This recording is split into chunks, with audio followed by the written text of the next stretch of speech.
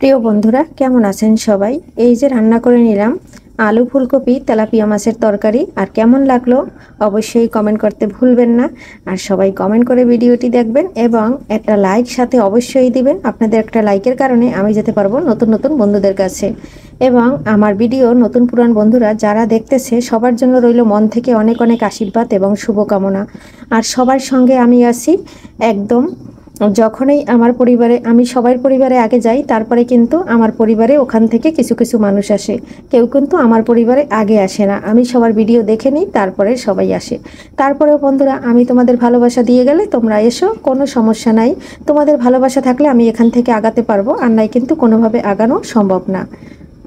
নমস্কার বন্ধুরা, আমি পাপড়ি কিচেনের ব্লগ থেকে চলে আসলাম আপনাদের মাঝে একটা ফুলকপির রেসিপি নিয়ে। এই যে বাজার থেকে একটা ফুলকপি নিয়ে আসছে। এখানে ঢাকার শহর, একবারে টাটকা ফুলকপি তো আর পাওয়া যায় না, তারপরও মোটামুটি টাটকা আছে। বাজার থেকে ফুলকপিটা নিয়ে আসা হয়েছে। আর এখন আমি রান্না করব তেলাপিয়া মাছ দিয়ে ফুলকপি। কাছে এবং দূরে, দেশ ও দেশের বাইরে থেকে আমার ভিডিও যারা দেখছেন এবং দেখা শুরু করছেন সবাইকে জানাচ্ছি অসংখ্য অসংখ্য ভালোবাসা, অনেক অনেক আশীর্বাদ রইল সবার জন্য।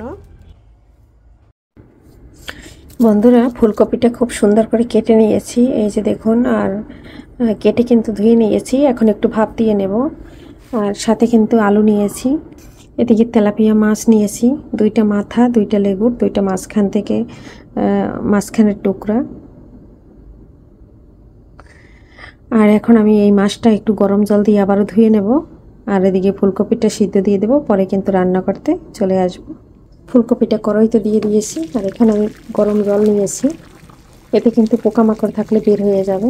সম্পূর্ণ গরম জলটা দিয়ে দিয়েছি, সামান্য একটু লবণ দিয়ে দিচ্ছি, আর একটু হলুদ দিয়ে দিচ্ছি। এখন একটু নেড়ে ছেড়ে দিচ্ছি, যেহেতু ফুটান্ত গরম জল দিয়েছি।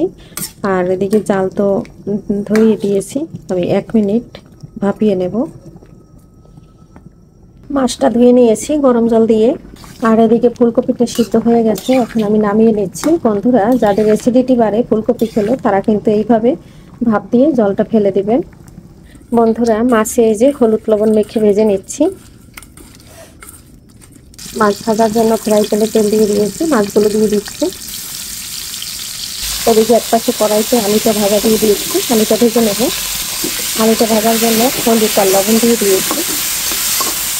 আমি সবসময়ের জন্য আলুটা ভেজে রান্না করি। এখন আমি আলুটা ভেজে নেবো, আর মাছটা লাল লাল করে ভেজে নেব।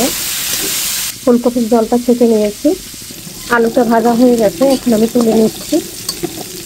কপি রান্না করার জন্য এখানে পেঁয়াজ বাটা, আদা বাটা আর সামান্য রসুন বাটা নিয়েছি। এখন এখানে আমি জল দিয়ে দেবো। যে গামলাটা মাছ মেখেছি সেটা নিয়ে নিয়েছি। আর এদিকে মাছটা কিন্তু উল্টে দিয়েছি। এখানে আমি হলুদ আর মরিচটাও দিয়ে দিয়েছি। একসাথে দিয়ে কষালে কালারটা কিন্তু সুন্দর থাকে। আলুটা গরম তেলে তুলে আমি জিরা আর কালো জিরা আর একটা তেজপাতা দিয়ে দিয়েছি ফোড়নে। আমি কিন্তু এই অল্প তেল দিয়েই কিন্তু রান্না করে নেব। বন্ধুরা, তেল যত কম খাবেন তত ভালো, স্বাস্থ্যের জন্য খুবই উপকারী। আর ফোড়ন কিন্তু আমি সব তরকারিতেই দিই। এদিকে মাছটাও ভাজা হয়ে গেছে। আর বন্ধুরা, এখন কিন্তু 5টা 20 বাজে, আজান দিয়ে দিচ্ছে। আর আমি সবসময়ের জন্যই ভোর রাত্রে ভিডিওগুলো করি, অনেক কষ্ট করে ভিডিও করি। আমি সারাদিন অফিস করি, চেম্বার করি। বন্ধুরা, সবাই আমার একটু পাশে থাকবেন, আমাকে ভালোবাসবেন, কারণ আমার অনেক কষ্ট হয় এই রাত্রে একটা ভিডিও বানাতে। আর আমি যখন ভিডিও তৈরি করি তখন এই ভয়েস দিয়ে দেই, এখানে অনেক আউট নয়েজ থাকতে পারে, সবাই ক্ষমা সুন্দর দৃষ্টিতে দেখবেন। আজানের শব্দ তো প্রতিটা ভিডিওতেই থাকে, একটু ক্ষমা সুন্দর দৃষ্টিতে দেখবেন।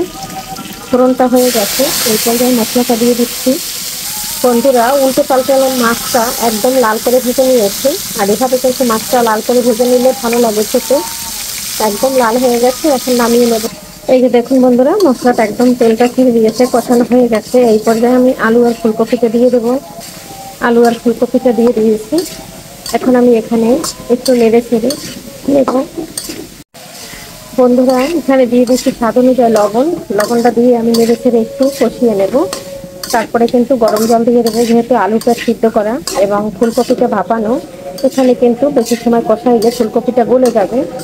আর আমি এখানে গরম জল ব্যবহার করব। এখানে দিয়ে দিচ্ছি কয়েকটা কাঁচামরিচ, এটা দিয়ে একটু নেড়ে ছেড়ে নিচ্ছি। নেড়ে ছেড়ে নেওয়ার পরে তেলটা ছেড়ে দিয়েছি, এখন দিয়ে দিচ্ছি গরম জল। গরম জলটা দিয়ে একটু নেড়ে ছেড়ে দিচ্ছি। আর ঝোল বুঝে বন্ধুরা জলটা দিবেন।